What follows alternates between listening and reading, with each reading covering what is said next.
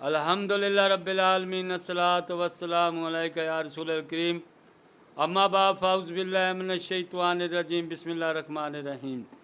नाज़रीन इकराम, दोस्तों, बुज़ुर्गों, मेरी बहनों, छोटे बच्चों, अस्सलामु अलैकुम व रहमतुल्लाहि व बरकातुहू।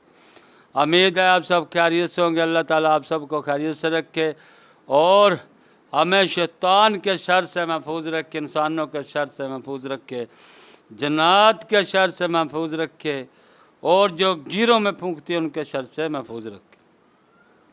हम सब का खात्मा अल्लाह पाक ईमान पर फरमाए और हम सब को अल्लाह पाक अपने हिफ्ज़ ईमान में रखे।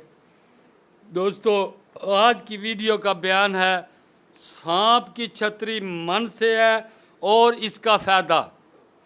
जिल्द नंबर 5 हदीस नंबर 2211 यानी कि 2211, सफ़ा नंबर 54 यानी कि 554, मुस्लिम, निसाई, तिरमिज़ी, इब्ने माजा। हज़रत सईद बिन ज़ैद रज़ियल्लाहु तआला अन्हु से रवायत है कि नबी सल्लल्लाहु अलैहि वसल्लम ने फरमाया, सांप की छतरी मन से है और इसका पानी आँख की शफा है।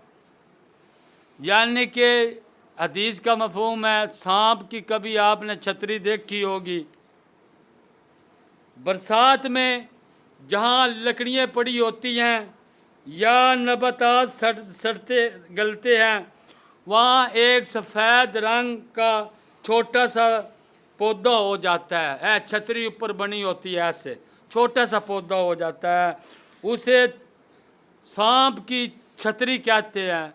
जहाँ ये लकड़ियाँ पड़ी होती हैं इनके नीचे हो जाता है या गड़ी सड़ी नबातात हों उनके नीचे हो जाता है। नबी सल्लल्लाहु अलैहि वसल्लम ने फरमाया, वो जो सांप की छतरी है वो आँखों के लिए शफा है। जब आप ऐसी कोई चीज़ ले लें तो उसका पानी निकाल लिया करें, क्योंकि इसमें आँख की शफा है। आँख का मतलब आँख में कोई भी बीमारी है उसके लिए शफा है।